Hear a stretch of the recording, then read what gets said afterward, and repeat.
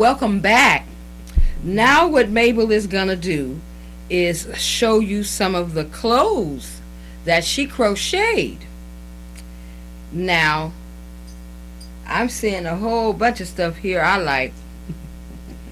So, especially there's one dress here I really do like. I think I may have to get that one from her. I have to try it on. But anyway, go on and tell them all these nice, beautiful things you have here. And tell them how much it costs as you go along. Well, as Cheryl have told you, this is my mentor. She taught me how to crochet in 69, 70, and I did learn how to crochet and to do the stitches. She taught me how to increase, decrease. So I use the techniques that she taught me, and I don't use patterns. So everything that I'm going to show you today is from my own creation and my own designs. This is a hat that I designed, and it's basically this hat. It could be worn, anybody could wear it, but for someone with dreadlocks, they would love a hat this size that would embrace their dreadlocks that they can cover up with. Has a little shingles on the side. Okay, okay. And along with this hat, this is a shawl that I designed that go with that hat. And this is how the shawl, it's a summer shawl or a winter shawl, and it just slips over your shoulders. It's so decorative and different. And when I wear any of these, it goes with that hat, but it goes with this hat too. yes, it goes with this hat also. So it could be worn with either hat. And I get so many compliments from this type of poncho because it's just like a shawl that And you can just wear it, takes the show your, chill. you can Yeah, show your you shoulder. can show your shoulder, Mhm. and it takes the chill off. You know, on a nice summer kind of Yes. coolish evening or so. A lot of people don't realize that crochet keeps you warm. It does. You think that it doesn't because it's a very wide stitch, but it keeps you warm. You will get hot in a crocheted outfit. And it's colorful, and it's pretty, it's different, it's unique, and it's one of a kind because there's no pattern involved. So That's right. Okay, this is a dress. yeah, this is a dress, and I call it my little pixie dress because it kind of flares out at the hem, Yes. and it's nice. It's a fun dress. It's fun to wear. Again, whenever I wear any of my crocheted outfits, people just kind of really love the way that my designs look. Yeah, I used to get, when I crochet like as much as you still crochet. Oh yeah, I don't remember. crochet as much. Oh yeah, I used to crochet all kind of stuff. Right. I remember those outfits, dresses, skirts. Oh, I caused a crash on the corner of Telegraph and Grand.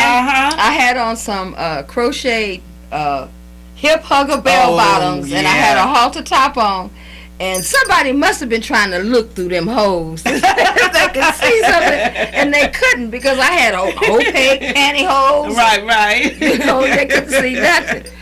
And I'll never forget that. That was that was in the 70s, I think that happened. happened. But you see now more and more women wearing the crochet dresses, especially on those reality shows. They really love crochet dresses. This is a shingle dress that I made. I like that one too. And that's because I like exotic and I think different. Yeah. You know, so it's a fun dress. You know, they may even call that couture, especially because you're using this expensive yarn. The yarn is very expensive and stuff. This dress would sell for about $200. My shawls that I had showed you earlier, you know, would sell for about $100 for a shawl, personalized. This is one of my little skirt and top sweater outfits that I did, and I really like this because I like it's so the little different. puffs around the sleeves. Puffs. Oh yeah. And then I put buttons on this one. That's the wrong spot here.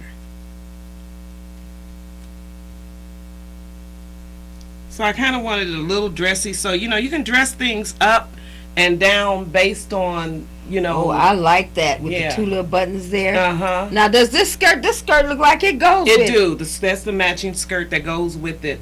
And this is the one that I have on my business card. It's Okay. this outfit. Okay, okay. So it's Yeah, I like with that the shingles. too. Yes. Mm-hmm. Okay, now we And get- so this would be about $250 for this for outfit. the whole outfit. Mm-hmm. Okay. And again, you won't find it anywhere else. No. No. And this That's was another one of the. yeah, this is another one of the shawls. This one is lighter in material, so it hangs differently because it's light, but it still You do can the still shoulder, play- you can and play you can with play it. with it different ways. Uh-huh. And this is a hat that match this shawl. Put that on. Let me see you. You ain't got no hair on your head. Oh yeah, yeah, with the little With flower. the puff. I like that 50s, you know, Uh-huh, 50 I do too. look. I do And so I really like this style. Well, see, that was hat. in the 20s also. Okay. In the Uh-huh. 20s, roaring 20s. The roaring 20s, yeah. They had the hats like that and Right. stuff on it. And this is a straight skirt that goes with it. And again, I like a lot of shingles. That's just my technique that Okay. I've adapted, and I really like putting shingles on a lot of my outfits. So that means that you probably will be able to know a Mabel creation. you will be able to know a Mabel creation Mm-hmm. by my techniques. Uh-huh. Oh, blue. Now, blue is one of my favorite colors. This one again, I was kind of challenging the 70s, so it has the wooden beads. Oh, On yeah. Yeah, we did the bead Yeah. things. So, and I like this one a lot too. Oh, yeah, Again, that's and as beautiful. you see my technique in there. Yep. Yeah, that's a Mabel. Mhm. So this one, I mean, and the thing about the ponchos, they can be dressed up, dressed down. You know, this one goes very well with jeans. I just bought a new skirt that's blue, Yeah, and you it's a pretty bad skirt, and I think this would rock with it really well. So, and this one again, it would sell for about $150. Mm-hmm. You know, for a special order. Mm-hmm. This is a black and white one that I did. You know, black and white is pretty popular right now, and it looks really good on the skirt outfit that I did. I sold that outfit, so I can also make a skirt to complement this one. And they're just fun pieces to wear. Again, this piece would be about $100 Okay. for a unique design. And these are a couple of my little fun hats. The material for this hat is about $5 a skein. How many skeins did you use for This one I used a skein and just a little bit over a skein for this hat. So, but for the design, this hat would be about $35, $40. Mm-hmm. And this is basically the same material and cost. And I just decorated them with my own little Yeah, this feathers is- that yeah, I little- attached to them to I still like give this you one, that too. that 40s 20s look. hmm Hmm. So this one, I really like this one I do too. here. Oh, you got it going back that way. I think I'd like it to go. Oh, you could do it. side. Yeah, you could do. That's the thing about it. You can do that to the side that's the- or I just like- directly to the front. Yeah. Yeah. See? Yeah, I like that. So, you know, that's the thing about crocheting. You know, we can Yeah. always make fun things, Mhm. and we can do different things with them. You know, Right. we can work them different ways. Yeah, With I the like that dresses, one. with the tights, or you know, the boots. However you want to rock them, that's up to you. How you want to rock your style. But yeah, I really enjoy crocheting. I have a couple of things that I'm working on now at home. Now, some years back, you used to make the jewelry. Because I bought a lot of earrings from you. Do Right. you still make jewelry? I kind of just do a little bit of jewelry. I have a lot of, of my inventory, but I just haven't had time because I've been really focused on the angels and the ponchos. But what about your ceramics? The ceramics, I have my kiln, I have my molds, I have probably over $20,000 worth of molds. But I need to find me a place where I can. You need another studio. Yeah, I need another studio to be able to set up my kiln. Okay. And to start back doing the ceramics and stuff. But we, have a few choice pieces at home that are just beautiful pieces. You should have brought a couple of them with me, and I didn't. Yeah, so maybe next time. Maybe next time, because see, the next time you come, I'm gonna have you come up with you don't have to teach them your signature technique, but show them some other little techniques that you use, and I'll film you. Or when I'm doing the doing designing, something, to show doing them how, something, I'll film you doing that. You can explain what you're doing for a little while. One of the things that's funny about teaching, ceramics, what I have found, I don't know if you've run across this, it'd have to be somebody that really desire to do it.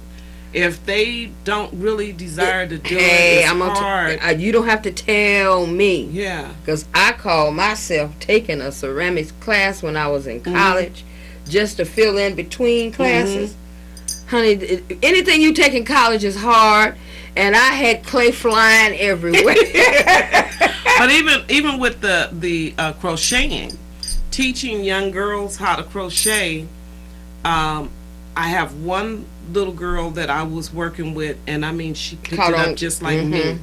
She was so good, and she just enjoyed doing it. I mean, she was so serious. But I have a couple of nieces, and I try to teach them. If they don't really want to do it, they're not going to do it. They have to have it in them to do it. Yeah. So what I usually do when I'm teaching kids, I start them off with little small projects. Now my great grandchildren, when they went to the museum I took them during Black History Month. Okay. And and they had a little craft something for them, the little faces that they decorated and stuff. They had for the kids to do there.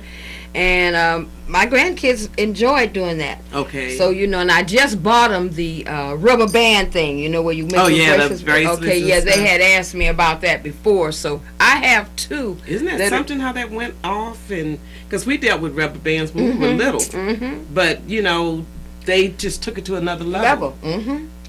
And it appeared that my great grandkids' grandmother, Marcus's lady used to be. Well, anyway, she said that they were doing with the hand, making stuff with their hands with the rubber band, and so I decided to go and get them. I got them all, so whenever I go get one or two something, I get all 5 of them. I got 5 great grandchildren, and got another one coming on, and they all gals, every last one of them. All girls.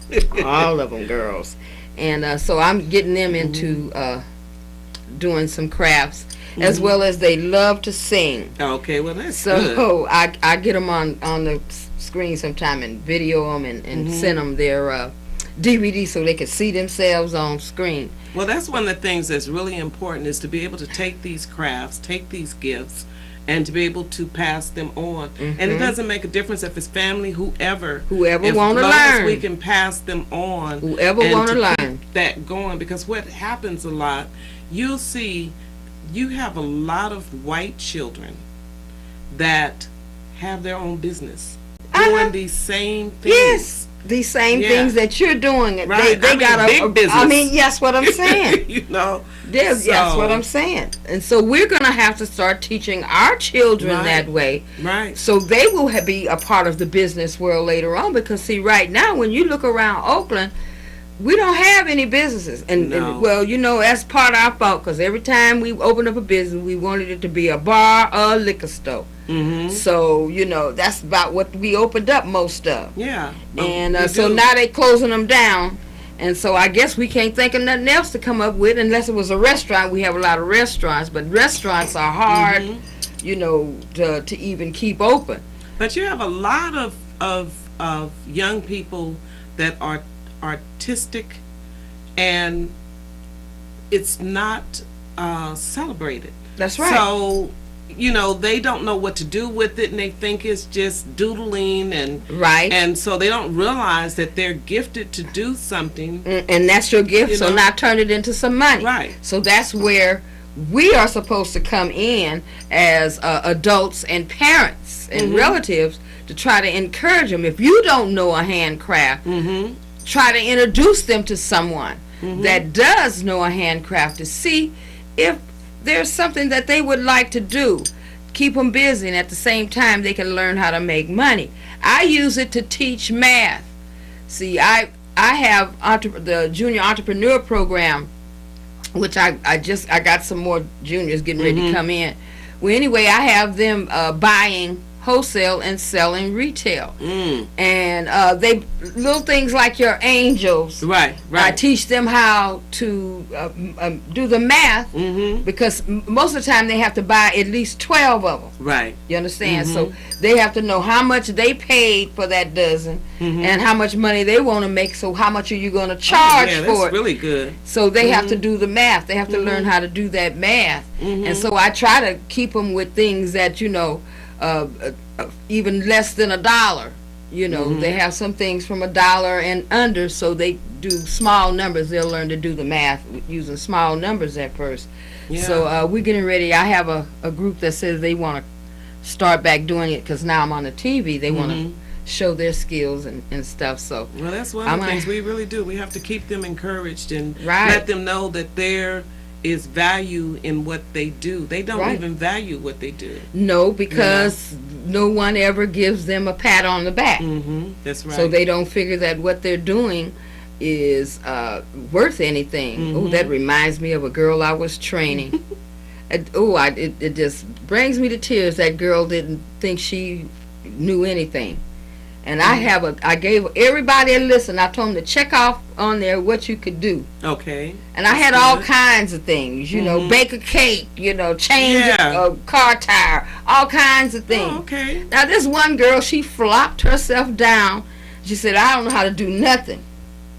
She didn't realize, and then she handed me the paper, and she had on there, change a tire, repair cars. She had worked on engines. I had all that kind of, because I had both male and female in my class, so I had some of all that. And she was checking boxes, and I said, what, you can do all this? She said, oh yeah, I fix all of the cars in the family. And I said, well, how much did they pay you? She said, nothing. I said, that's the reason why you don't think you could do nothing. Right.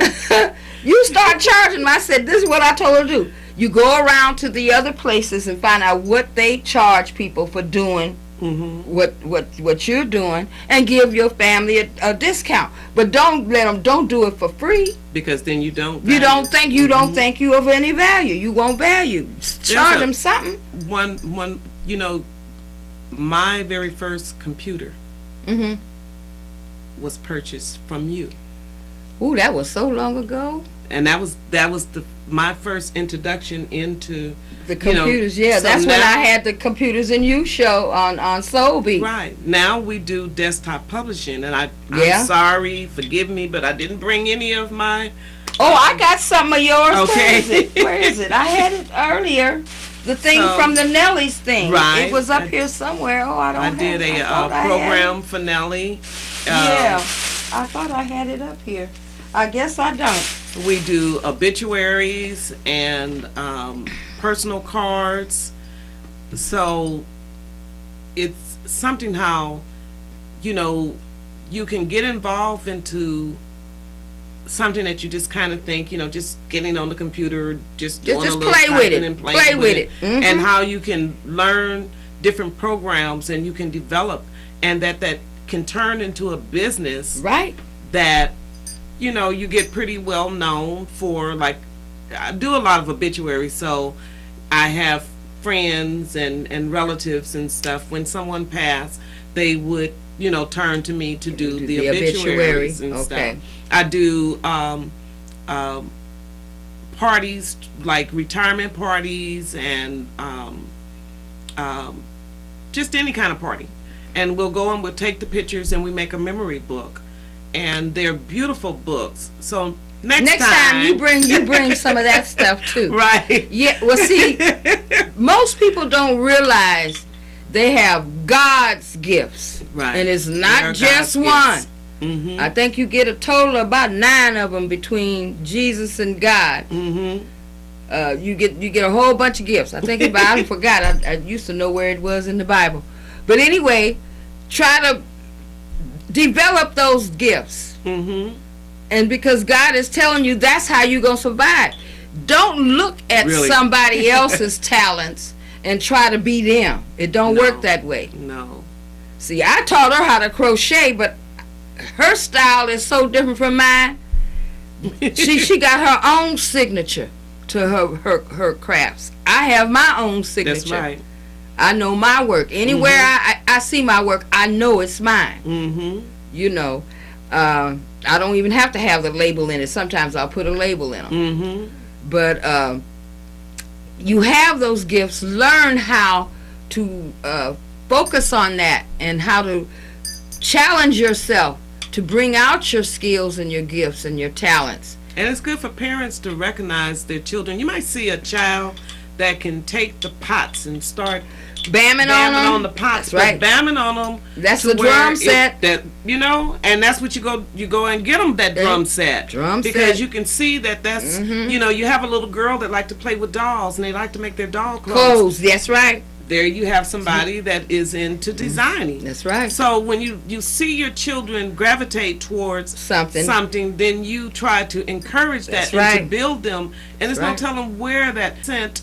They making top dollar. Top What you dollar, talking about? and so I know it's a whole bunch of people wish they was Tyra Banks. there it is, a Naomi Campbell. Naomi Campbell or somebody like that. So there's a lot of things, and I'm really proud of you and the work that you do, and Thank how you. you have always been an encouragement to me. I mean, you just sometimes I would just get so full because you just give that information, you just give that love, and you're forever educating, anyone that will listen.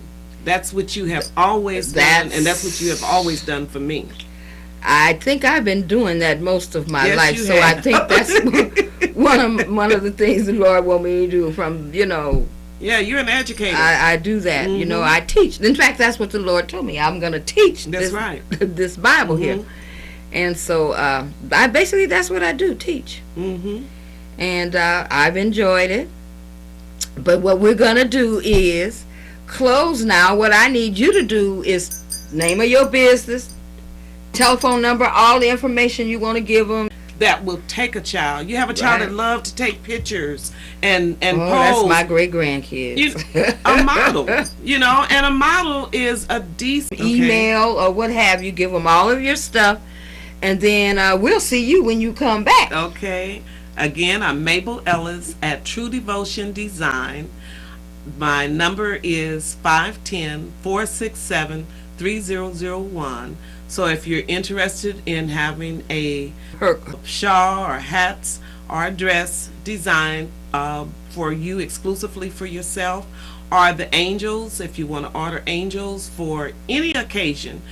We also have people that order angels for favors, and as well as the Christmas ornaments are just gifts when you want to encourage somebody that you love or care about, just to warm their heart. So truedevotion@yahoo.com. Okay. Give that telephone number again. 510-467-3001.